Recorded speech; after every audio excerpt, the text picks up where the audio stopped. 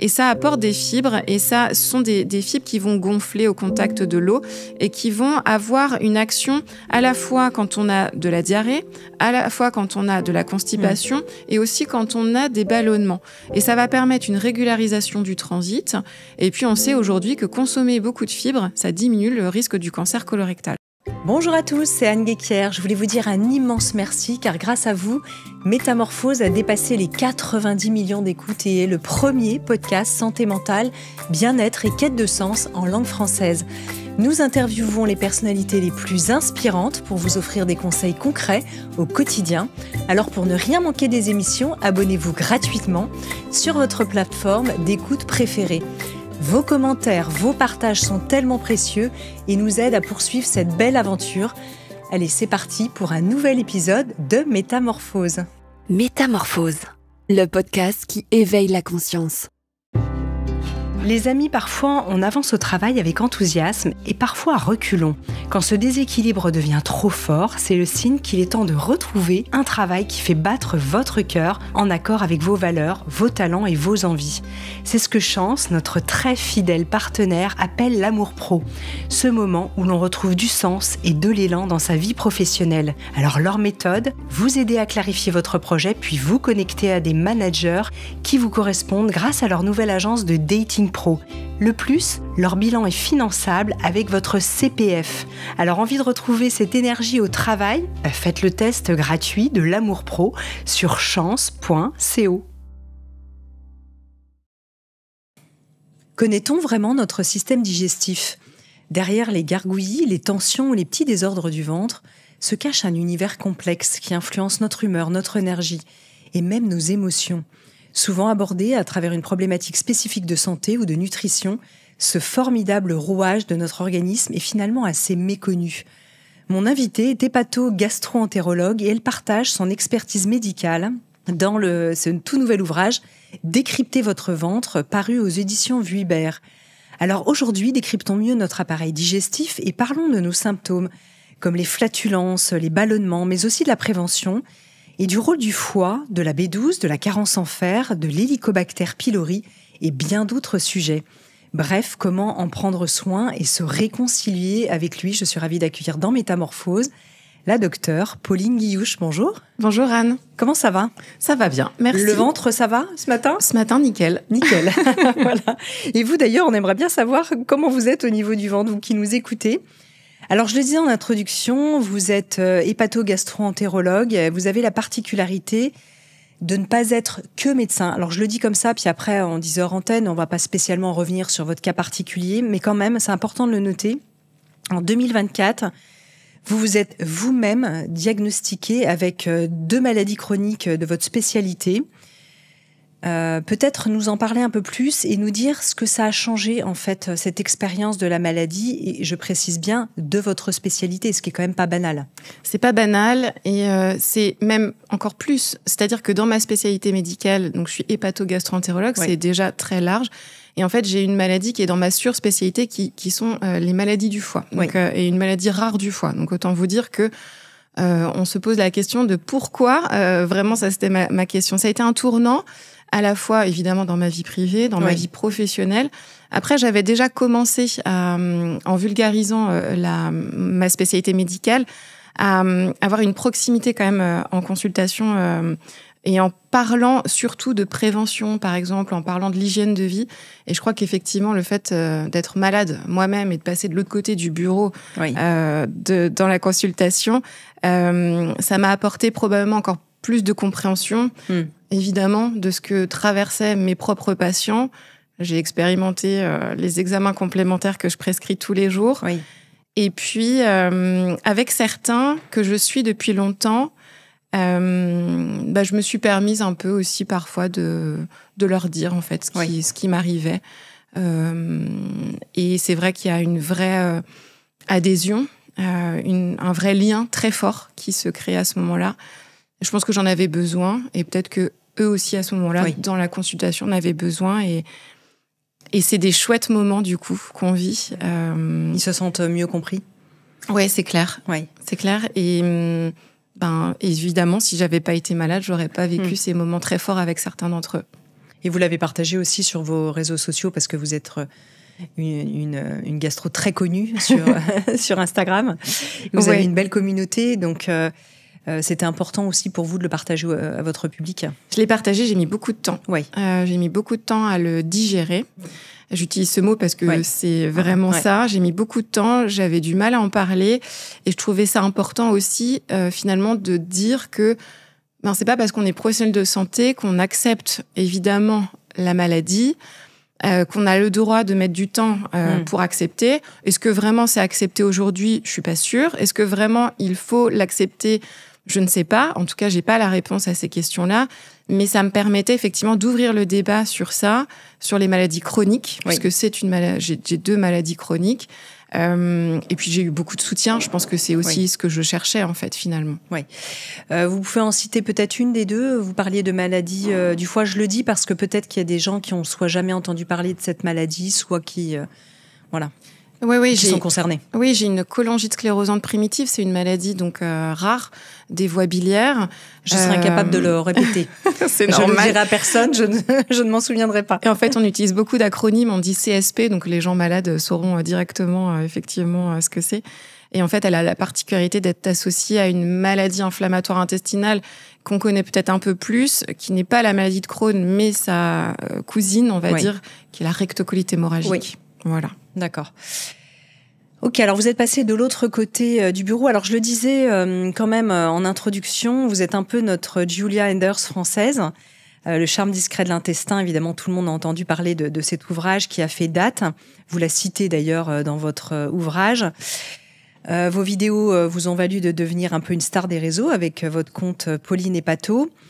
Revenons-en peut-être à votre ouvrage et au système digestif, parce que il y a beaucoup de choses évidemment sur le microbiote, sur la sphère intestinale, mais vous avez voulu cet ouvrage un petit peu différent, en nous expliquant vraiment les choses depuis la bouche jusqu'à l'évacuation. En fait, c'était important pour vous de resituer bien le contexte. Ouais, merci pour la comparaison avec Julia Enders. Elle parle entre guillemets que du tube digestif. Oui. Dans son livre. D'ailleurs, ça s'appelle le charme discret de l'intestin. De l'intestin, effectivement. Et il manquait, parce que dans ma spécialité médicale, il y a effectivement tout ce tube digestif, mais il y a aussi le foie, qui est donc une de mes compétences particulières. Oui. Et puis, il y a aussi le pancréas, un organe qui fait très peur et dont on parle finalement assez rarement dans des livres. On reviendra dessus. Oui, exactement. Donc, ça me semblait être assez logique de pouvoir avoir dans un même ouvrage tout ce tube et ses organes et avoir un ouvrage assez complet finalement sur le système digestif dans son ensemble. Oui, c'est ça. Vous dites d'ailleurs, il était temps. Donc le système digestif, c'est la bouche, l'œsophage, l'estomac, l'intestin grêle, le côlon, le pancréas, vous l'avez dit, les voies biliaires, le foie, puis l'anus. Oui. J'ai oublié quelque chose dans la chaîne. Je le redis parce que c'est important que les gens, qu'on puisse aussi nommer ces organes en fait. D'une manière générale. Alors, on va commencer cette interview par quelque chose que j'ai jamais fait, c'est par un petit vrai-faux, parce qu'il y en a combien dans votre livre ? Il y en a un certain nombre. Ah oui, il y en a quelques-uns, effectivement. Je les ai pas comptés précisément. Et je trouve ça intéressant parce qu'on s'aperçoit, et moi-même, pourtant c'est des sujets qui me passionnent, mais évidemment, je suis pas du tout professionnelle de santé, mais on a vraiment des idées reçues sur plein de sujets. Et je me disais, tiens, ça va être rigolo, on va commencer par ce petit vrai-faux. Ça vous va ? Ouais, super, comme allons-y. Exercice. Alors, on commence par le premier vrai-faux. Vous êtes prête ? Prête. Vrai ou faux, est-ce qu'on a forcément mal au ventre quand on a un dysfonctionnement digestif ? Faux. C'est d'ailleurs tout le problème pour lequel, effectivement, il y a des organes, comme le foie notamment, qui est un organe très silencieux. Et le pancréas aussi ? Oui. Vrai ou faux, avoir un ulcère, c'est lié au stress ? Faux. Alors ça, voilà, une grosse idée reçue, là. Grosse idée reçue. Ouais. On en parlera peut-être tout à l'heure, mais c'est en lien principalement avec une infection bactérienne de l'estomac. Ouais, vraiment intéressant, on y reviendra. Vrai ou faux, le citron est un allié de la digestion ? C'est ni vrai ni faux. Oui. On va dire qu'il y a des personnes qui ressentent un bienfait du citron. Je ne suis personne pour interdire de prendre du citron. Après, faux parce que ce n'est pas une solution miraculeuse. Et puis, il faut faire attention à l'émail des dents si on consomme beaucoup de jus de citron. Oui. Peut-être un peu avec une paille, alors, à ce moment-là. Exactement. Oui. Alors, on en débunk encore une autre. Vrai ou faux, moins on mange, plus l'estomac se rétrécit. Alors, moi, j'ai entendu ça des milliers de fois. C'est faux. C'est faux. C'est complètement faux. Ouais. L'estomac, il garde exactement sa taille. C'est simplement lié peut-être à un manque d'appétit parce que quand on est malade, par exemple, on a moins faim, mais ça n'a rien à voir avec sa taille. Oui. Vrai ou faux? Alors, c'est moins un vrai ou faux, mais est-ce que c'est normal d'être constipé quand on part en vacances? En tout cas, on sait que c'est très fréquent. C'est pas normal, mais c'est pas non plus effectivement une pathologie. Oui. C'est très fréquent, on le retrouve très souvent en consultation. Dans le livre, je donne quelques petits trucs et astuces pour éventuellement éviter ce désagrément. Voilà, mais on s'inquiète pas trop, pas forcément, on panique pas. Non, après si ça gâche les vacances, parce que ça peut arriver, là il faut vraiment en parler à son médecin généraliste. D'accord. Après ça dépend un peu de la durée des vacances. Oui. Si les vacances durent un mois, c'est vrai que ça peut devenir très compliqué. Alors, vrai ou faux, des saignements dans les selles, c'est forcément un symptôme d'hémorroïdes? C'est faux. C'est faux. C'est faux. Quand ça saigne par l'anus, il faut absolument consulter. C'est vraiment, vraiment hyper important. C'est un message clé. Vrai ou faux, peut-on attraper une hépatite E en mangeant de la charcuterie? C'est vrai. Attention, je ne veux pas faire peur à tout le monde, bien évidemment, mais effectivement, c'est un moyen de transmission de l'hépatite E. D'accord. Est-ce que vous en avez encore un ou deux que vous avez envie de nous débunker comme ça, qui vous viennent en tête? Peut-être qu'on en reparlera sur tout ce qui est détox du foie. Oui, absolument. Voilà, on me demande souvent en consultation... Est-ce qu'on peut le détoxifier? Est-ce qu'on peut détoxifier? Ma réponse est faux. Oui. Parce que là encore, il n'y a pas de solution miraculeuse, mais tout repose sur plutôt l'hygiène de vie et la prévention. Oui. Et on va reparler, surtout écoutez-nous bien, parce que le foie est un organe très important, silencieux comme vous l'avez très bien dit. Et on y reviendra longuement. Alors, merci pour ces réponses du tac au tac. Je ne sais pas si pour vous, c'était des vrais ou faux, si vous étiez au clair, vous qui nous écoutez, chères auditrices et auditeurs. En tout cas, on va revenir au système digestif dans son ensemble. Vous dites que tout commence dans la bouche. Pourquoi est-ce que finalement, on s'imagine bien, mais c'est une véritable porte d'entrée de la digestion? Oui, et ça, on l'oublie beaucoup, même nous, gastro-entérologues, on l'oublie. Pourtant, c'est très important, le fait de prendre son temps pour manger, de bien mâcher, de bien ensaliver, c'est-à-dire humidifier finalement sa bouchée de manière à la faire descendre plus facilement. Et puis, donc, on a ce rôle donc on va broyer nos aliments. Et puis, on va, grâce à l'action de la salive, il y a des petites protéines qui vont commencer en fait la digestion dans la bouche, notamment la digestion des sucres grâce à l'amylase salivaire. Donc, la digestion, elle commence au moment du repas à table. Ça veut dire qu'il faut être peut-être plus en conscience dans le soin qu'on apporte à toute cette sphère buccale? C'est exactement ce que je dis, de manger en conscience, tout à fait. Ensuite, on va passer à l'œsophage et l'estomac. Alors, dans le livre de mémoire, vous les traitez en même temps. Oui. Comment est-ce qu'on peut en prendre soin? C'est pareil, l'œsophage, on en parle moins. Alors, évidemment, si on a des problèmes de reflux, on va en parler, j'imagine, beaucoup plus. Mais globalement, on en entend peu parler. Oui, pourtant, pour moi, l'œsophage et l'estomac, ils étaient indissociables. Oui. Et évidemment, ils sont reliés, donc ça, c'est sûr et certain. Mais c'est vrai que l'œsophage, c'est pas simplement un tuyau. Il a un fonctionnement assez incroyable puisqu'il va emmener cette bouchée dans notre estomac grâce aux muscles qui entourent en fait cet œsophage. Et quand il dysfonctionne, il y a des pathologies qui sont propres à l'œsophage. Et puis l'estomac, lui, il va continuer cette digestion avec son mécanisme évidemment de contraction. Donc encore une fois, on va broyer cette bouchée alimentaire, ce qui va devenir ensuite bol alimentaire. Et puis là, grâce à la sécrétion acide des sucs gastriques, on va avoir cette étape de digestion, de réduction déjà de tout ce que l'on a mangé. Là, pour cette sphère-là, comment est-ce qu'on peut en prendre soin et quelles sont les pathologies? On va parler aussi à ce moment-là de l'Helicobacter pylori. Mais au niveau de l'œsophage, qu'est-ce qu'on va retrouver comme problématique? Peut-être d'éviter déjà les toxiques. Oui. Les toxiques de l'œsophage, c'est le tabagisme et la consommation d'alcool. Oui, principalement. Ça, principalement. Il y a peut-être un petit quelque chose sur lequel on ne connaît pas, c'est la consommation de boissons brûlantes. Oui. Et on sait que dans certains pays où on consomme beaucoup de thé très très chaud, il y a plus de risques de développer un cancer de l'ésophage. Ouais. Et ça a été prouvé sur des études. Donc il faut simplement avoir ce réflexe d'attendre que sa boisson refroidisse avant de la consommer, par exemple. Ouais, c'est-à-dire plutôt autour de 40 degrés. Exactement, voilà. Un petit peu moins que... Voilà, c'est aux alentours de 60-70 degrés, c'est trop chaud. Et puis de toute façon, on le sent bien, quand dans la bouche ça brûle, il faut patienter.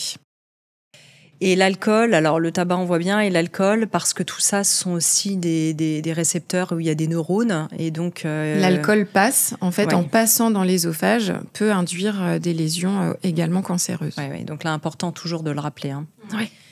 L'Helicobacter pylori, je l'avais dit en introduction, parce que c'est vrai que je trouve qu'à la fois on en parle beaucoup, et à la fois on le méconnaît. Et donc je trouvais ça intéressant dans votre ouvrage que vous fassiez un zoom dessus, pour mieux connaître cette problématique. On a envie d'en savoir un peu plus. Est-ce qu'elle est très répandue? Peut-être comment la diagnostiquer? Qu'est-ce qu'on peut faire? Voilà. Est-ce que c'est un peu plus une maladie de société aujourd'hui? Enfin, une bactérie qui se développe plus maintenant? Voilà. Je reste très ouverte dans les questions. C'est une bactérie qui est uniquement dans l'estomac, donc ça, c'est sa caractéristique. Oui. Et effectivement, elle est assez répandue puisqu'on considère que c'est environ 10 à 30% de la population qui a cette bactérie. Et là, elle est aussi silencieuse dans la majorité des cas. Donc, on n'a pas forcément de symptômes et pourtant, on a une infection possible. Elle est là depuis la naissance ou on l'attrape? On l'attrape souvent au moment de la petite enfance. Et d'ailleurs, il y a souvent une transmission familiale parce qu'on va échanger ses couverts, on va échanger nos jouets avec nos frères et sœurs, par exemple, en les mettant à la bouche. Donc souvent, quand on a un cas d'infection à Helicobacter pylori, on va dépister la famille, en fait. La famille au sens vraiment ceux qui vivent sous le même toit. Oui. Et on considère qu'après 50 ans, c'est 50% des personnes qui auraient une infection à Helicobacter pylori. C'est énorme. C'est énorme. Cette infection, elle pose problème parce que elle peut faire le lit, en fait, du cancer de l'estomac. Mais avant, il y a une inflammation, une gastrite, qui peut devenir chronique. On peut effectivement avoir un ulcère. On considère qu'aujourd'hui, c'est 90% des ulcères qui sont liés à cette bactérie. Et puis, on considère aussi que c'est une personne sur 100 qui a une infection par Helicobacter pylori qui va développer un cancer de l'estomac. Ah oui, donc c'est pas neutre. Hein. Donc c'est pas neutre. Donc comment est-ce qu'on fait effectivement pour la diagnostiquer? Déjà, de façon courante, quand on fait une fibroscopie, pour une autre raison par exemple, on va faire assez systématiquement des prélèvements, des petites biopsies dans l'estomac et on va faire analyser pour voir s'il y a une bactérie. Et puis il y a un autre système qui est sur l'analyse de l'air expiré. Ça se fait en laboratoire d'analyse médicale.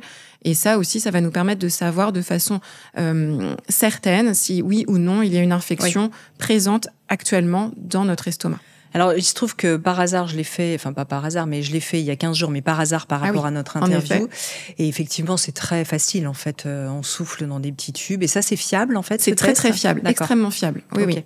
Donc ça, c'est intéressant. Quels sont les symptômes qui pourraient nous dire, tiens, j'ai peut-être finalement cette bactérie? Il y a très peu de symptômes spécifiques. Oui. Donc, dès qu'on est face à des symptômes gastriques qui sortent un peu de l'ordinaire ou qui nous font dire que il faut aller à la fibroscopie, par exemple, on va chercher cette bactérie. D'accord. Donc ça, c'est important. D'ailleurs, puisque vous parlez de fibroscopie, endoscopie, fibroscopie, coloscopie. Alors, il y en a deux qui sont les mêmes que je viens de citer. Endoscopie, on va dire que c'est le terme peut-être un peu général pour tous les actes où on va mettre une caméra à l'intérieur d'un orifice. C'est ça. Voilà. Ouais. Et ensuite, donc, coloscopie, fibroscopie, c'est pas du même côté. Il y en a un qui est par la bouche et l'autre par l'anus, c'est ça? C'est ça. Et vous dites, faut pas en avoir peur. Alors, il ne faut pas se laisser contaminer par les peurs des gens qui racontent leur coloscopie autour de vous. Voilà, parce qu'en fait, c'est très propre à chacun. En fait, dans mes patients, il y a des patients qui ont eu tellement peur qui, après l'examen, m'ont dit « mais en fait, ça va ». Évidemment, l'expérience personnelle dépend de chaque personne. Donc souvent, ce que je leur dis, faites-vous confiance, écoutez-vous, vos sensibilités, et puis on va faire avec. Mais sur la fibroscopie gastrique, ce qui fait très peur, c'est de la faire sans être endormi. Oui. Mais ça, encore une fois, alors moi, je laisse complètement le choix, en fait, à mes patients, et souvent, ils savent bien vers quoi se diriger. Voilà. Mais c'est important de vous entendre parce que du coup, en fonction de votre suivi avec votre professionnel de santé, vous pouvez aussi poser des questions et demander à ce que ce soit plus d'une manière ou de l'autre. Ah mais complètement, il faut absolument en parler. Ouais. Si on est terrifié par la fibroscopie gastrique parce qu'elle risque éventuellement de ne pas être faite sous anesthésie générale et que éventuellement ça nous fait repousser l'examen qui est nécessaire, c'est ça le vrai danger. Bien sûr. C'est de ne pas faire cet examen parce qu'on a très peur de dire éventuellement à son praticien qu'on ne va pas, entre guillemets, y arriver sans être endormi. Oui. Ce sont des examens, en tout cas la coloscopie, que vous recommandez à partir de quel âge? Et alors, il y a des politiques de santé publique. Nous, on s'adresse en plus à des marchés, à des auditeurs francophones. Donc là, il y a des gens qui sont en Belgique qui nous écoutent, en France, en Suisse, etc. Puis tout le monde de la francophonie. Donc, ce que vous allez dire sera valable pour la France et puis peut-être dans d'autres pays, c'est différent. Mais grosso modo, vous, quel serait votre coût? Donc, en France, on applique les recommandations effectivement de la Société française de gastro-entérologie et on va faire une coloscopie. Alors, l'âge de début dépend finalement des antécédents plutôt familiaux. Donc, dans la famille, on considère que on va considérer les antécédents, on dit au premier degré, donc chez les parents, frères et sœurs, et éventuellement les enfants, ça arrive. Quand on a évidemment un cancer colorectal à un âge avant 65 ans, ou des polypes d'une certaine nature, c'est-à-dire adénomateuses, sont ces polypes qui ont un potentiel de dégénérescence en cancer. Là encore, on va proposer la coloscopie. D'accord. Donc ça, c'est intéressant. Et tous les combien on le refait? Généralement, on va mettre un intervalle de 5 ans. Là encore, on fait en fonction de l'histoire, éventuellement génétique, personnelle, etc. C'est adapté au cas de chacun. Oui. Alors, une autre maladie que je ne connaissais pas du tout, mais moi, c'est pas ma spécialité, qui est reliée à l'estomac, qui est la maladie de Biermer. Alors, est-ce que je prononce bien? La maladie de Biermer. Biermer, oui, pardon, c'est un R. En plus, c'est que moi qui lis mal, qui suis myope. Qui se caractérise par une carence en vitamine B12. Là encore, c'est assez méconnu, cette carence en vitamine B12, qu'on associe plutôt traditionnellement aux gens qui sont véganes ou végétariens. On sait que la B12, il en manque. Que se passe-t-il dans l'organisme à ce moment-là? Comment est-ce qu'on peut la détecter? Est-ce qu'elle est fréquente aussi? C'est une question. Alors, la prévalence, donc ça c'est 0,1% de la population, donc c'est une maladie qui n'est pas fréquente. C'est une maladie auto-immune. Oui. Donc, encore une fois, on a un dérèglement de notre immunité et on va avoir nos cellules de la paroi de l'estomac qui sont attaquées, entre guillemets, par notre immunité, qui sont détruites. Et le problème, c'est que la vitamine B12, elle vient s'absorber à la fin de l'intestin grêle. Alors, on se dit, mais quel est le rapport avec l'estomac ? Et en fait, l'estomac, les cellules pariétales de l'estomac, elles fabriquent une petite protéine qui permet... L'intestin grêle qui est donc beaucoup plus bas. Hein. Eh bien oui. C'est ça, hein. Je le redis parce que vous Exactement. maîtrisez ça par cœur, mais sûr. tout le monde ne se situe pas. C'est ça. Et ces cellules de l'estomac qui sont abîmées, en fait, ne produisent plus cette petite protéine qui permet l'absorption de la vitamine B12 bien loin au niveau de l'intestin grêle. Et donc, on a une carence en vitamine B12 et possiblement, par exemple, une anémie, voire même, quand on a une carence très, très profonde, des troubles neurologiques. Ah oui. Donc là, les symptômes, ce serait quoi, si on peut soupçonner? Les symptômes, alors ça peut être typiquement le motif de consultation, ça peut être la découverte d'une anémie. Et là, on va rechercher les carences qui donnent une anémie, la carence en fer par exemple, et on va doser la vitamine B12 que l'on voit effondrer. Et à ce moment-là, on va faire une fibroscopie gastrique avec des prélèvements, encore une fois, dans l'estomac. Et l'analyse va nous montrer on appelle ça une atrophie, c'est-à-dire un amincissement de la paroi de l'estomac dans sa partie supérieure. Assez typique. Mais toutes carences en fer et en vitamine B12 ne sont pas forcément liées à cette pathologie. Non. Par contre, ce qu'on sait moins, c'est que 20% des personnes qui ont une maladie de Biermer ont une carence en fer.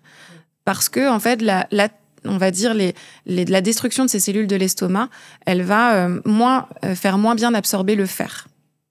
Voilà.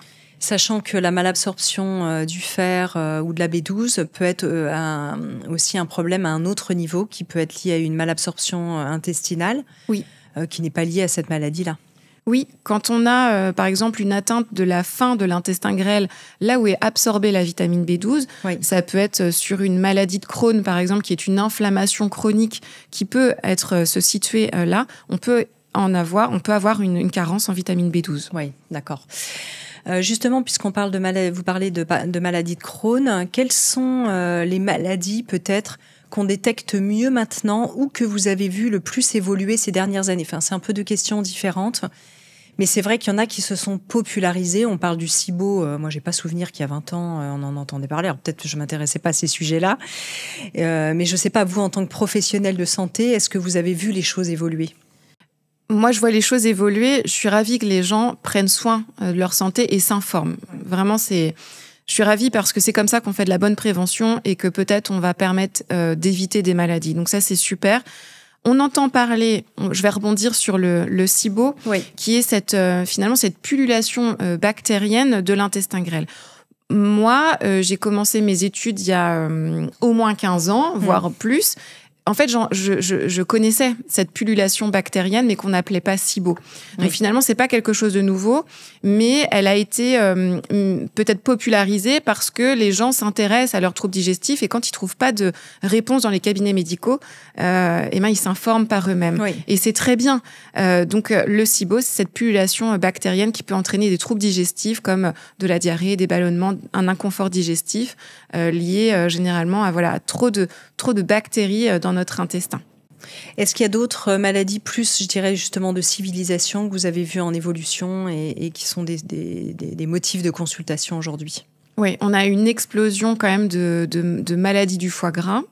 C'est quelque chose qui n'existait même pas dans nos maladies du foie, c'est-à-dire qu'on n'en parlait pas. En études de médecine? Non. Ouais. Moi, j'ai jamais étudié cette maladie-là. Il y a 40 ans, on parlait, par exemple, de maladies du foie de causes presque inconnues. Et en fait, la cirrhose, peut-être? Voilà, quand on avait une cirrhose, par exemple, et c'était ni lié à l'alcool, ni lié à d'autres maladies chroniques du foie, on disait de causes inconnues. Et en fait, aujourd'hui, cette maladie du foie gras, elle est en train de prendre, en France en tout cas, le pas sur la maladie alcoolique du foie. Ça reste encore aujourd'hui la cause numéro 1 des maladies chroniques du foie, l'alcool. Oui. Mais la maladie du foie gras arrive juste derrière. Et aux États-Unis, par exemple, elle a dépassé, bien évidemment. Ouais. C'est la première cause de transplantation hépatique aux États-Unis. Et on sait que malheureusement, ils ont de l'avance aussi sur nous, sur ces sujets-là. Oui. Et donc, ça veut dire que ça arrive très vite derrière chez nous. Ce rapport va s'inverser. Elle est due à quoi, justement, cette pathologie du foie gras non alcoolique, hein? Enfin, voilà. Où l'alcool peut être un facteur aggravant, mais n'est pas la source première, c'est ça? Quand on a plusieurs facteurs cumulés, on risque effectivement plus vite d'avoir des conséquences plus graves sur le foie. Et effectivement, quand on va cumuler, par exemple, les facteurs de risque de la maladie du foie gras qui sont le surpoids ou l'obésité, un diabète de type 2, mais aussi ce qu'on appelle un syndrome dysmétabolique, c'est-à-dire quand on a le ventre, la graisse viscérale, par exemple, donc un périmètre abdominal un peu trop important, ou quand on a un peu trop de cholestérol, et effectivement qu'on a une consommation d'alcool, quand bien même elle n'est pas dite excessive, effectivement, on va plus abîmer son foie.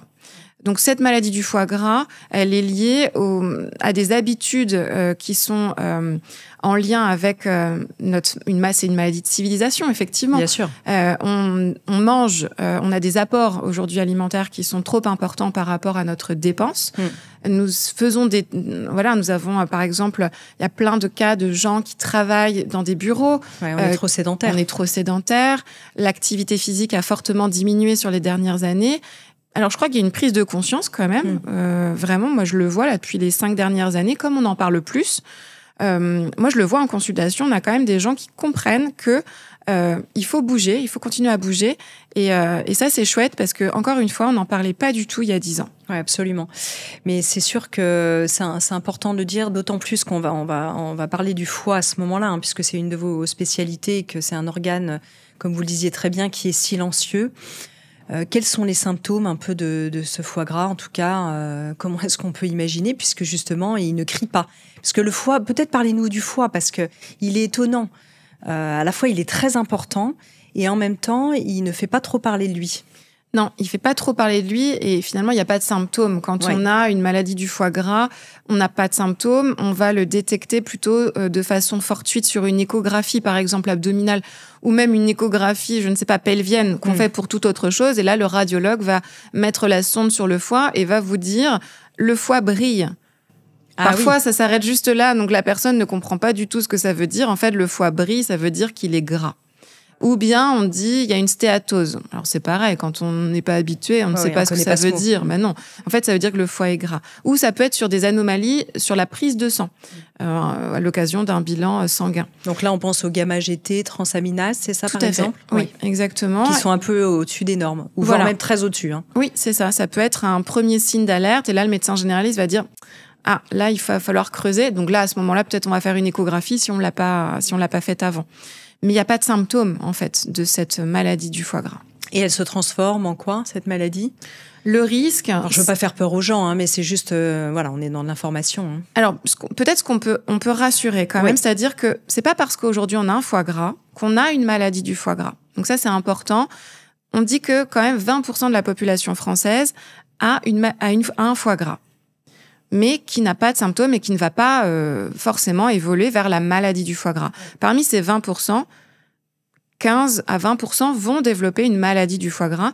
Et là, c'est cette maladie qui pose problème parce que là, il y a une inflammation. Le foie on va vulgariser, le foie ne supporte plus ce gras, s'inflamme. Et le risque de l'inflammation, c'est petit à petit d'avoir des cicatrices. Et les cicatrices, c'est la fibrose. C'est un durcissement progressif du foie. Et on a, au bout, si vous voulez, de la cascade, la cirrhose. Mais évidemment, c'est une minorité qui va aller jusque-là. Oui. Qu'est-ce qu'on peut faire pour le régénérer, justement ? On revient à cette question de détox tout à l'heure. Le foie, vous le dites très bien, est un organe qui fait bien, en principe, son job lui-même. Et sur lequel, finalement, on a peu d'action, je dirais drainante ou autre. En revanche, notre mode de vie peut avoir une action sur lui. Donc là, on aimerait bien avoir des infos précises, comme vous l'êtes, et que dans votre ouvrage, pour bien démêler, encore une fois, le vrai du faux, parce qu'on entend tout et n'importe quoi. L'hygiène de vie, c'est la clé. La clé de la santé digestive, mais de la santé en général. Et la clé aussi de la santé de notre foie. Donc ça passe par l'alimentation. L'alimentation qu'on va conseiller, c'est l'alimentation méditerranéenne, régime méditerranéen, régime crétois, c'est la même chose. Et c'est cette alimentation-là qui fait, on peut l'imaginer sous forme de pyramide, avec tout en bas une base, avec beaucoup de fibres, de fruits, de légumes, de légumineuses, de céréales complètes, évidemment de l'eau à volonté. Et puis, au-dessus de cette pyramide, on va avoir tout ce qui est poisson gras. On va penser aux sardines, aux harengs, mais également à la truite, par exemple. Les huiles végétales, très importantes. De qualité, riches en oméga 3, olives, noix, par exemple. Et puis, la pyramide se resserre un petit peu. Les produits laitiers, tout ce qui va être plutôt viande blanche.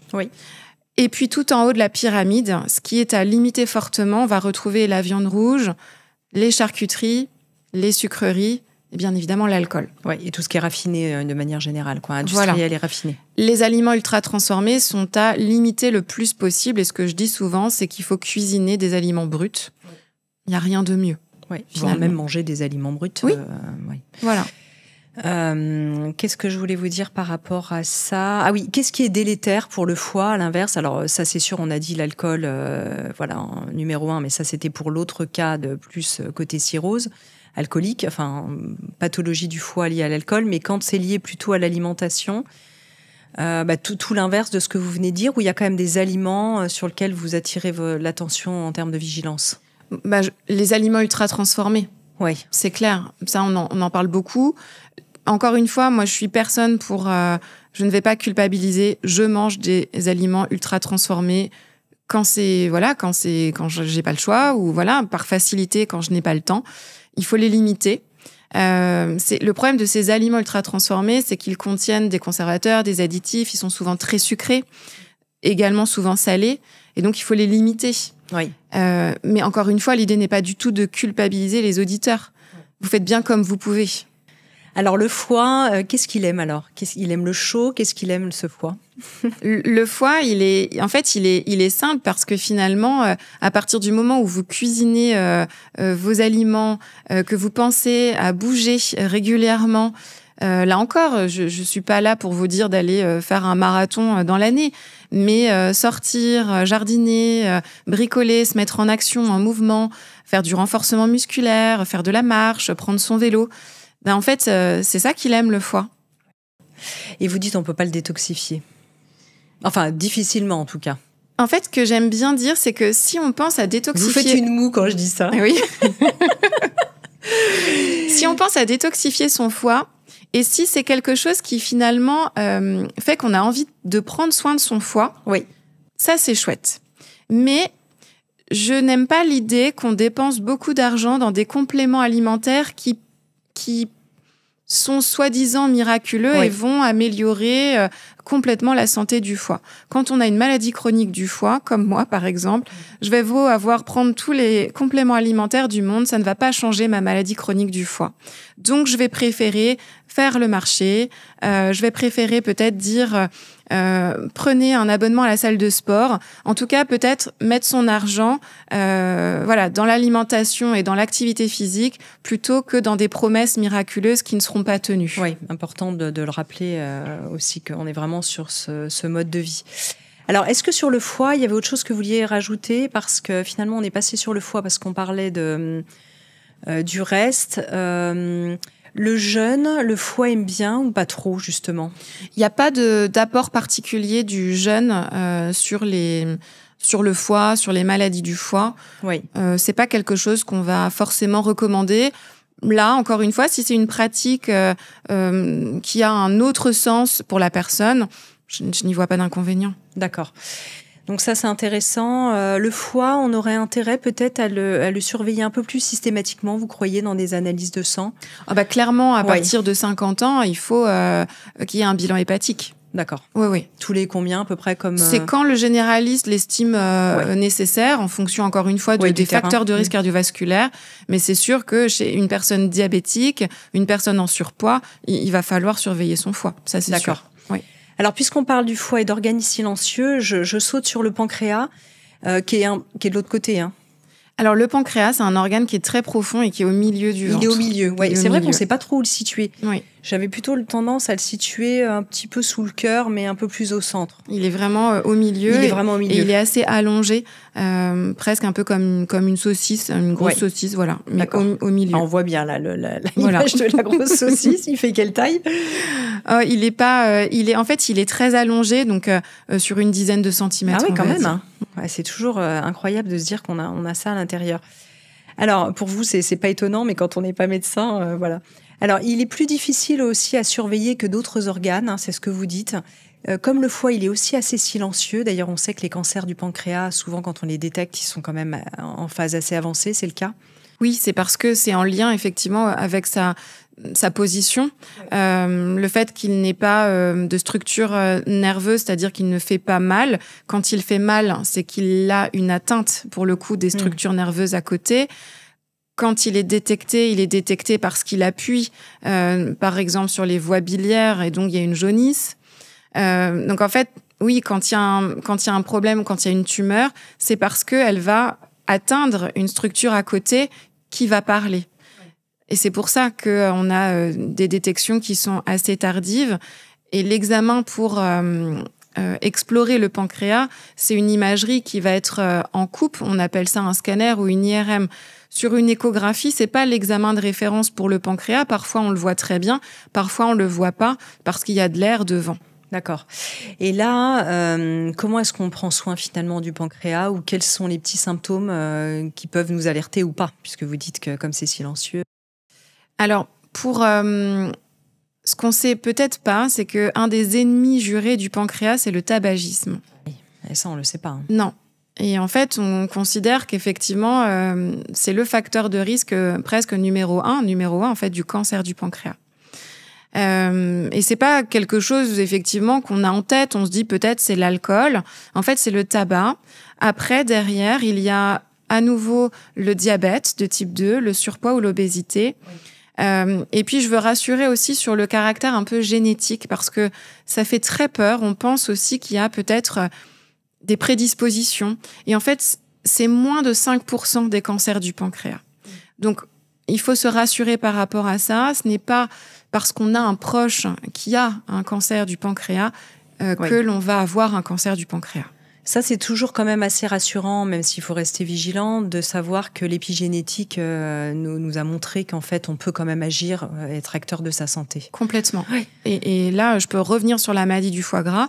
On sait qu'il y a des facteurs héréditaires génétiques qui sont connus, mais les études ont aussi montré que quand on changeait son hygiène de vie, ou en tout cas, quand on faisait les choses différemment peut-être que ses ancêtres, eh bien, on changeait complètement et on pouvait totalement ne pas développer cette maladie du foie gras, par exemple.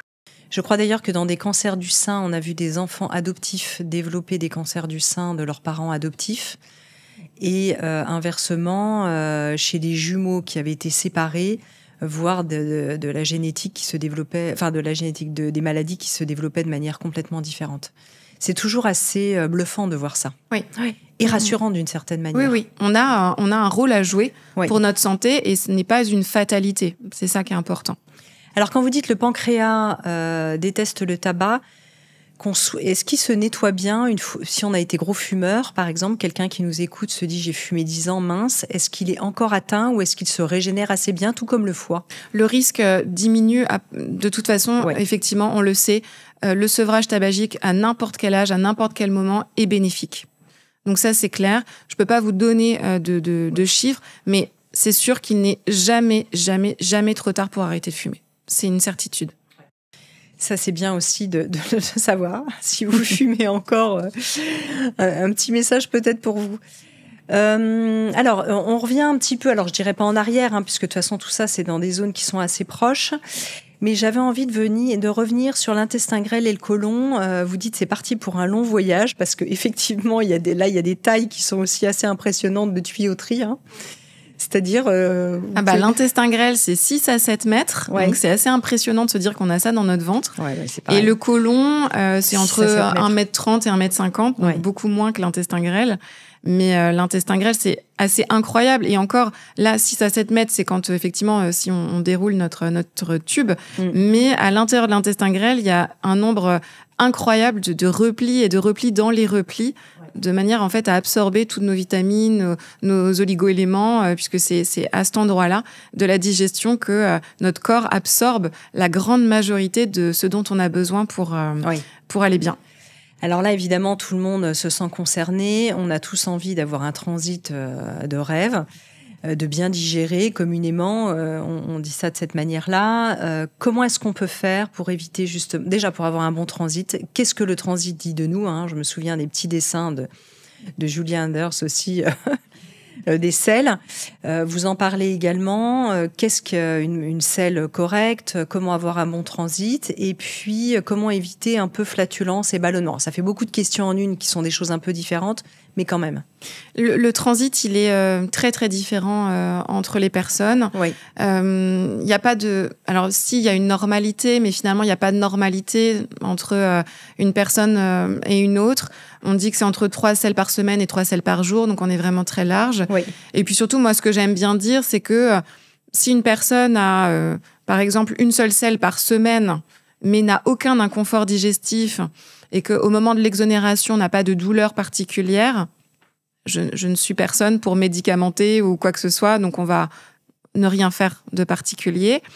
En revanche, on peut avoir tout à fait une selle par jour, mais avoir une selle, comme on disait là sur cette échelle de Bristol, donc cette échelle de Bristol, c'est la consistance des selles qui va de 1 à 7. Et alors on dit que la Rolls, ce serait d'avoir une selle Bristol 4, c'est-à-dire une selle très facile à passer, comme une saucisse facile à passer. Oui. Mais en fait, si on a une selle par jour, mais qui est très dure, qui ressemble plutôt à des petites billes, comme des selles vraiment très rondes, très dures, dans ces cas-là, peut-être qu'il faut consulter parce que ça peut générer de l'inconfort. Oui. Un peu en mode crotte de lapin, là. C'est exact. Oui, c'est ça. Mais c'est tout à fait ça. Ouais. Oui. J'ai pas mal de lapins dans le jardin, donc je vois bien les dégâts qu'ils font en termes de déjection. Et vous parlez aussi de ce petit tabouret qu'on pourrait mettre quand on va aux toilettes, qui peut soulager certaines personnes. Ah, mais si vous n'avez pas de tabouret, si vous n'avez pas de petit repose-pied, il faut absolument en avoir un. Parce que aujourd'hui, les toilettes, surtout les toilettes suspendues, sont très hautes. Et ce qui fait qu'on a un angle entre le rectum et l'anus qui est fermé. Et donc forcément, la selle est beaucoup plus difficile à passer. Et si on remonte les genoux un peu au-dessus de nos hanches, avec ce petit tabouret, ce petit marchepied, tout de suite, l'angle est ouvert. Et la selle est beaucoup plus facile à passer. Il y a des civilisations qui sont plus avancées, qui l'utilisent plus massivement, ce petit tabouret? Oui, en fait, c'est surtout que quand on regarde, par exemple, les toilettes, quand on a des positions accroupies, oui. En fait, les personnes qui vont à la selle en position accroupie ont un angle parfaitement ouvert avec une position parfaite pour aller à la selle. Revenons vraiment à l'essence de l'humain, effectivement, pour voir comment naturellement la nature nous a programmés, même si c'est OK d'aller dans des toilettes, voilà. Mais c'est sûr que des toilettes sont prévues en termes de hauteur pour des gens de 1,80 m, comme des petites personnes, ou voire même des enfants. Exactement. Ce qui est en réalité une aberration. Ah oui. Donc c'est intéressant, en tout cas, dans les détails. Alors, pour avoir un bon transit, vous donnez beaucoup de conseils aussi dans l'ouvrage. Vous insistez, je trouve que c'est un courant qui est intéressant en ce moment. On réinsiste beaucoup sur les fibres. Et vous dites, les fibres, finalement, ça fait comme une espèce c'est ce balayage intestinal qui permet vraiment d'avoir une bonne digestion. Les fibres, aujourd'hui, on considère qu'on en consomme moitié moins que ce qu'il faudrait. Et l'objectif par rapport... Ah oui, moitié moins. Moitié moins. L'OMS dit qu'il faudrait consommer entre 25 et 30 grammes de fibres par jour. Ça parle pas beaucoup, mais... non, on se rend pas forcément compte. Non, mais finalement... alors les fibres, ce sont en fait des sucres complexes qui ne sont pas digérés dans notre intestin et qui arrivent un petit peu tels quels. Oui, un peu brut, quoi. Voilà, dans notre côlon et qui vont permettre à nos bactéries coliques, finalement notre microbiote, de bien fonctionner. C'est presque donner un peu de la nourriture à nos bactéries et c'est extrêmement important pour notre santé digestive.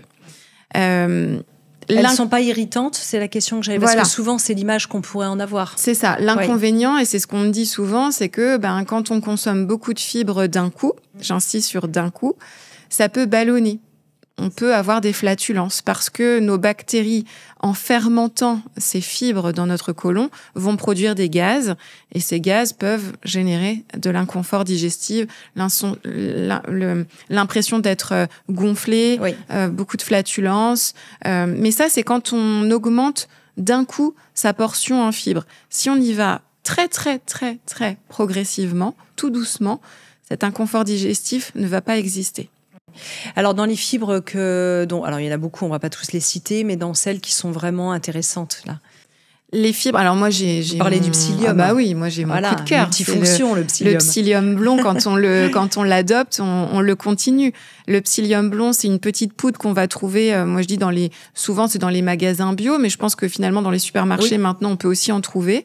Une petite poudre, c'est une fibre. Ce sont des fibres qu'on va éventuellement diluer avec de l'eau, ou on va mettre, pourquoi pas dans une compote, un yaourt, peu importe, ou même à saupoudrer dans les salades d'été. Et ça apporte des fibres, et ça, ce sont des fibres qui vont gonfler au contact de l'eau et qui vont avoir une action à la fois quand on a de la diarrhée, à la fois quand on a de la constipation et aussi quand on a des ballonnements. Et ça va permettre une régularisation du transit. Et puis, on sait aujourd'hui que consommer beaucoup de fibres, ça diminue le risque du cancer colorectal. Donc, il a tout bon, le psyllium blond. Oui, il a tout bon, le psyllium blond. C'est parfait, ça rime. Est-ce il faut le faire gonfler avant, ou est-ce qu'on peut faire les deux? C'est-à-dire, on le fait gonfler avant, ou alors il gonfle dans l'estomac? Oui, non, on va le prendre assez vite. Parce que, pour l'avoir testé, quand on le met avec de l'eau, il devient très vite très visqueux. Donc, c'est beaucoup plus facile de l'avaler tout rond assez rapidement après l'avoir dilué avec de l'eau.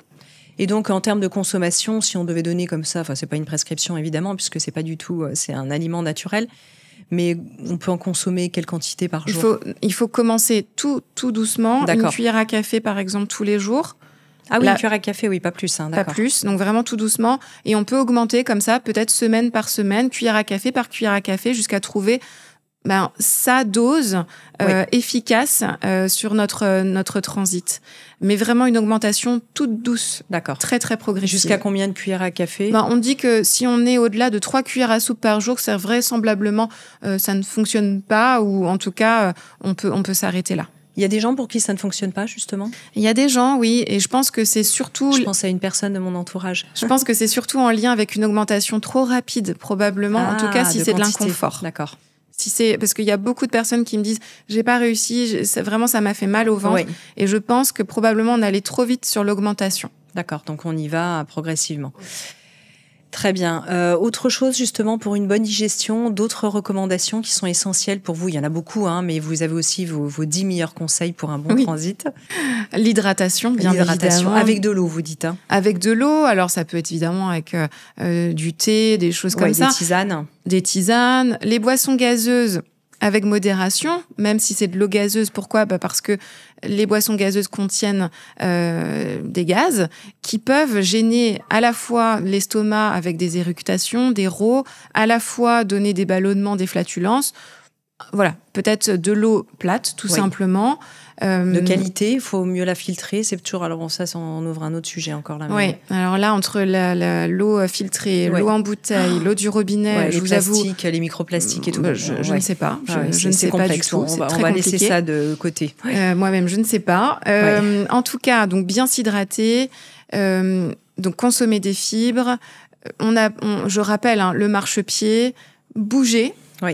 Le fait de bouger, de se mettre en mouvement, ça facilite le transit intestinal. Ça, c'est sûr que quand on est derrière un bureau, encore une fois, juste après avoir mangé, c'est plus difficile. Donc, si on peut faire une petite marche digestive... Ah, voilà, c'est parfait, ça. C'est parfait. Ouais, c'est même 10 minutes, on sait que ça... Voilà, 10-15 minutes, allez hop... Oui. C'est la marche postprandiale, là, c'est ça ? Exactement. Et ça c'est à quoi comme bénéfice ? Vraiment, ça fait tout descendre ? Oui, ça met en mouvement notre corps, ça facilite la progression de ce bol alimentaire. Et encore une fois, on va aussi s'oxygéner. Peut-être que ça ralentit le rythme cardiaque. Peut-être que ça fait du bien à notre cerveau et donc à notre deuxième cerveau. Si on n'a pas le temps de le faire après et qu'on le fait avant, ça peut marcher un peu, non, pas autant. De toute façon, le mouvement, la marche est bonne. Il est bon à prendre. Je pense au livre de mon ami Alexandre Dana, La chaise tue, un livre contre la sédentarité qui cartonne en ce moment. Et il a bien raison parce qu'on est trop... D'ailleurs, on ne nous pose jamais la question en ce sens quand on est jeune.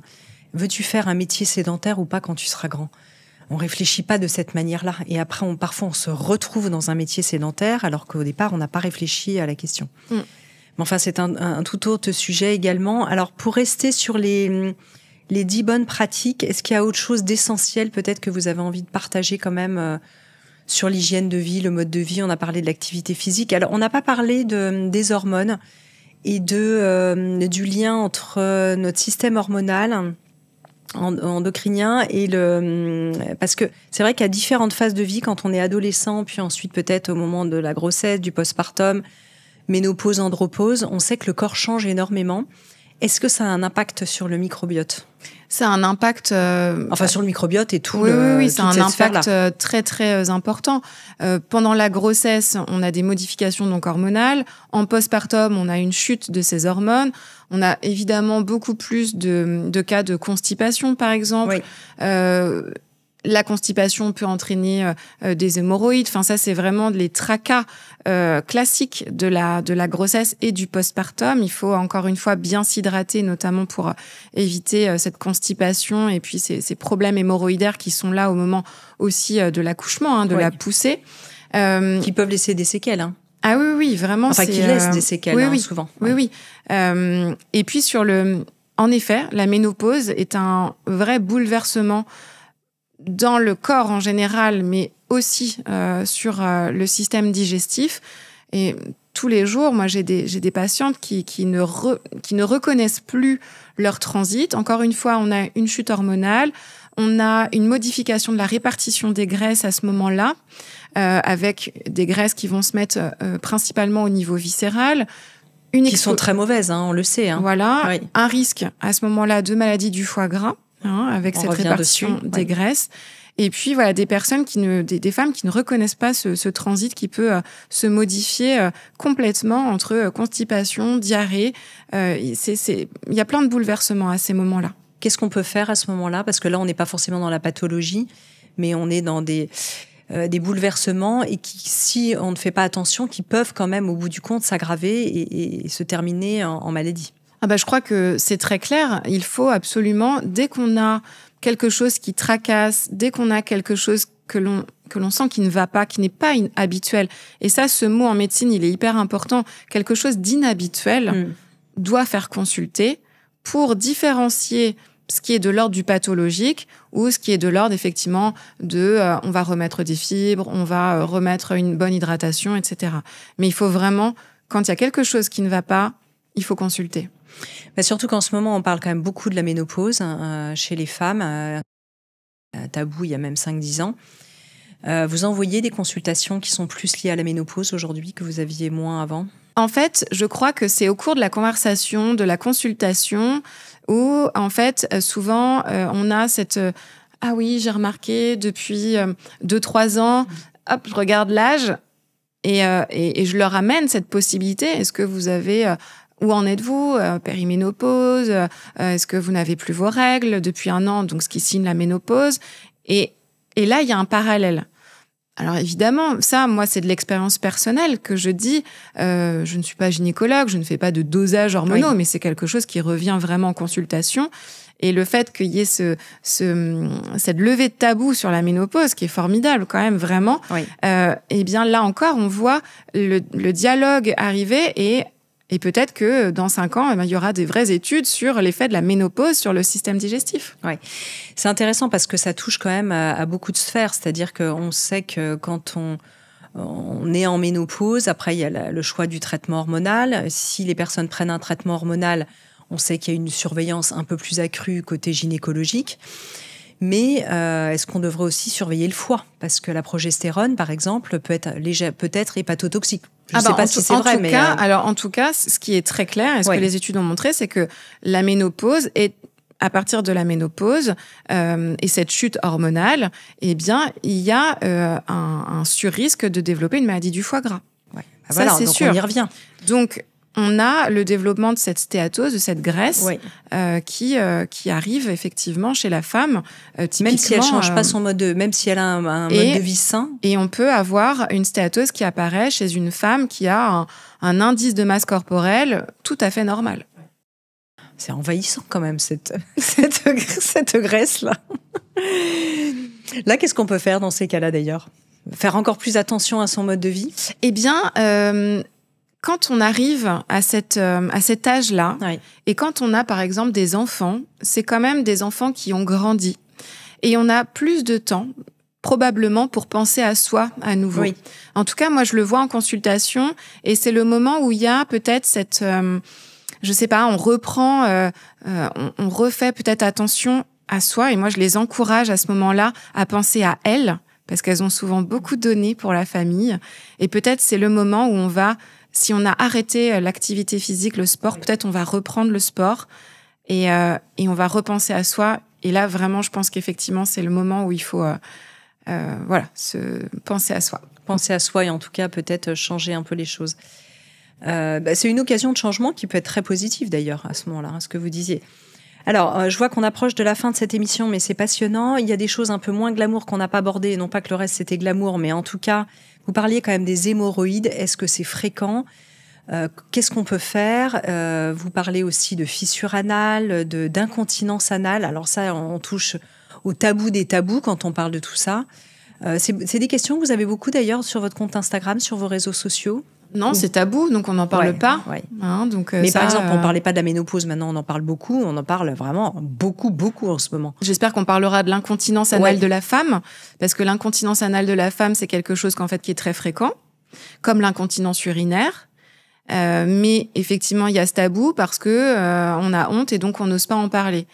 Et dans le livre, je relate cette anecdote où on se retrouve avec mes associés, donc j'ai des associés hommes et femmes, Et je sais plus, je dis à une de mes associées, ce matin, j'ai eu pas mal de cas d'incontinence anale. Et évidemment, c'était pas le motif de la consultation. C'est au détour d'une conversation où, quand on en parle, et mes associés hommes se faisaient la remarque qu'eux, finalement, n'en avaient pas beaucoup. Et en fait, ils n'en ont pas beaucoup, c'est juste qu'il n'y avait pas de... Ouais. C'est que, en fait, quand on interroge ou quand on est entre femmes, il y a probablement la parole qui est évidemment plus facile. Et effectivement, ça n'est pas le motif de la consultation. Et c'est souvent quand on termine la consultation où là, elles me disent « je voulais vous dire, quand même, j'ai du mal à retenir mes gaz. Est-ce que c'est normal ?» Non, c'est pas normal. Ah non, c'est pas normal à 55 ans de se lever et d'avoir un paix. Oui. Et de pas avoir pu le retenir. Non, c'est pas normal, il faut en parler. C'est la retenue là dont vous parlez qui est problématique, parce qu'avoir des paix est normal. Avoir des paix, c'est complètement normal. Oui. Se lever d'une chaise et de pas pouvoir se retenir son paix. Oui, ça sort tout seul. Voilà, c'est très humiliant dans la vie de tous les jours. Donc ça, c'est une honte absolue. Et donc, il y a un tabou. Et donc, on ferme le couvercle, on n'en parle pas. Ça veut dire qu'il n'y a pas de problème. Mais en fait, il faut en parler absolument parce qu'il y a des solutions derrière. Il y a des solutions. Il y a de la rééducation, par exemple. C'est réversible, oui, c'est ce que j'allais vous demander. Mais bien sûr, bien sûr. À tout âge ? À tout âge. D'accord. Donc à tout âge. Ça, pour nos plus aînés, c'est aussi rassurant. Alors, chez les plus jeunes, évidemment aussi, parce que... Mais c'est vrai qu'on peut voir ça, on a le sentiment qu'on voit ça plus chez les personnes plus âgées. À tout âge. Et la rééducation du périnée n'est pas tout à fait la même... Celle qu'on connaît après l'accouchement, par exemple, où c'est surtout centré effectivement sur le vagin, la vessie, par exemple. Et alors, bien sûr qu'on tient compte de l'anus, du rectum, mais là, ce qu'on va proposer quand il y a vraiment une incontinence anale au gaz ou au sel, c'est une rééducation anorectale. Oui. Et ça, c'est particulier. Clairement, on va s'occuper de l'anus. Et là, on le fait avec qui ? Enfin, qui peut proposer ce genre de rééducation ? Parce que autant chez les femmes, on voit bien la partie périnéale qui est souvent traitée par les sages-femmes. Autant là, un homme qui nous écoute ou une femme plus âgée, vers qui peut-elle se tourner ? Alors, on en parle. Moi, c'est très spécifique. Oui. Tous les kinésithérapeutes et sages-femmes ne le font pas. Le plus simple, c'est d'appeler éventuellement son kinésithérapeute de proximité et de lui demander qui le fait à côté de chez soi. D'accord. Et là, ils sauront, aura une ressource. D'accord. Ils sauront référer. Ils sauront référer. Intéressant. Est-ce qu'il y a d'autres problématiques dont vous avez envie de parler, qu'on n'aurait pas forcément abordées et qui sont importants ? On n'a pas parlé de l'importance, et ça c'est quand même clé. On parle du deuxième cerveau quand on parle de l'intestin, et on n'a pas parlé de ces neurones et de l'impact de la santé mentale sur l'appareil digestif. Essentiel. Je dis ça un peu à la fin, by the way, mais c'est... Non, mais c'est super parce que je pense que c'est aussi très important de prendre soin de sa santé mentale. Pourquoi c'est important ? Donc, on parle de ce deuxième cerveau. Finalement, notre premier centre avec beaucoup de neurones, c'est le cerveau. Ça, c'est clair. Mais notre système nerveux entérique, celui qui est lié à notre appareil digestif, c'est 500 millions de neurones. Donc, c'est notre deuxième organe le plus riche en neurones. Je ne sais pas combien l'autre en a. Eh bien, c'est pour ça, je ne sais pas non plus, mais en tout cas, alors, beaucoup plus. Mais c'est pour ça qu'on parle de ce deuxième cerveau. Et en fait, ce deuxième cerveau, ce système nerveux entérique, il est relié avec notre cerveau via le nerf vague. Et en effet, moi, évidemment, je peux pas dire que les maladies digestives sont uniquement liées au stress, mais on sait quand même que aujourd'hui, quand on va trop vite, qu'on a une vie effrénée, beaucoup d'angoisse, beaucoup de stress, beaucoup de gens en burn-out, de souffrance au travail ou dans sa vie personnelle. Évidemment que c'est un retentissement sur notre système digestif par ce deuxième cerveau, bien sûr. D'ailleurs, on le voit dans des cas de très grande peur ou même dans les expressions courantes. Oui. Ça me tord le bide, etc. On a tout un tas d'expressions qui sont liées à cet appareil psychomoteur et qui viennent impacter cette sphère. Et je me posais la question, puisque vous parliez du nerf vague, pour vous, dans votre spécialité, il est important parce que vous le prenez en compte ou parce que vos études de médecine ont bien associé les deux ? Oui, on sait bien que ce système nerveux entérique, il joue un rôle clé à la fois sur la motricité de notre système digestif. Il participe au bon fonctionnement aussi, à la bonne vivacité de notre microbiote intestinal, à la fois, sur l'absorption des nutriments. Il est clé. Ça, c'est très clair. Et effectivement, pour en prendre soin, le fait de ralentir peut-être. On a parlé de manger en conscience aussi dans la première partie. Tout ça, en fait, c'est lié finalement. Il s'attache à quel endroit, le nerf vague, en fait ? Il prend racine où exactement ? Et il remonte jusqu'à la tête, c'est ça ? Au niveau, en fait, exactement, au niveau intestinal, en fait. Oui, c'est ça. Ouais. Et il aide aussi les fonctions, pardonnez mon ignorance, péristaltiques ? Oui, tout à fait. Donc une bonne motricité à ce niveau-là aussi. Oui. Est-ce que vous voyez autre chose qu'on pourrait ajouter ? Alors évidemment, on n'a pas passé en revue, puis c'est aussi l'objet, c'est que les gens puissent découvrir votre ouvrage. D'ailleurs, il est juste derrière vous si vous avez envie de le prendre en main pour le montrer peut-être à la caméra, si vous arrivez à vous retourner, sans partir en arrière. Voilà.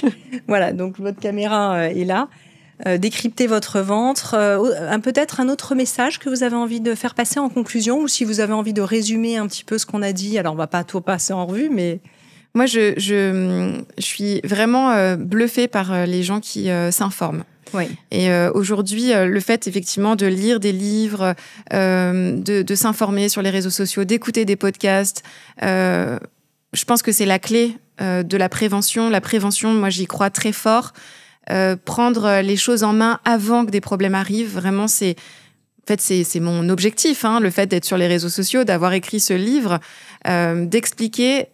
Et c'est ça la clé, c'est de prendre soin de soi et pour éviter la survenue, je l'espère, de maladies. Encore une fois, il y a des pathologies sur lesquelles, malheureusement, on ne peut pas empêcher le fait qu'elles soient là. J'en suis la preuve. Oui. Et évidemment, il ne faut pas se culpabiliser. Mais à côté de ça, on peut quand même changer les choses. On a parlé de ce côté, il n'y a pas de fatalité, même dans l'hérédité. Et moi, je remercie les gens qui écoutent ce podcast parce que finalement, ils vont avoir les clés pour mettre en place des choses dans leur quotidien. Et moi, je trouve ça super. Ouais, c'est important. Peut-être la thématique, les questions qu'on vous pose le plus ou la question qu'on vous pose le plus sur les réseaux sociaux. C'est peut-être pourquoi j'ai fait ça. C'est vrai. Oui. Pourquoi je suis gastro-entérologue ? Oui. Parce qu'il y a encore une fois ce côté tabou, un petit peu, c'est un peu cracra. Moi, je trouve que c'est passionnant, notre système digestif. Tout à fait, moi aussi, je suis d'accord avec vous. On en apprend tous les jours. Il y a plein de choses que je ne sais pas encore et qui seront découvertes dans les années à venir. C'est une spécialité extrêmement large. Oui, c'est ce que j'allais dire, qui touche à toutes les autres aussi. Bien sûr. Comme partout en médecine, mais là, celle-ci particulièrement. Donc, non, c'est passionnant.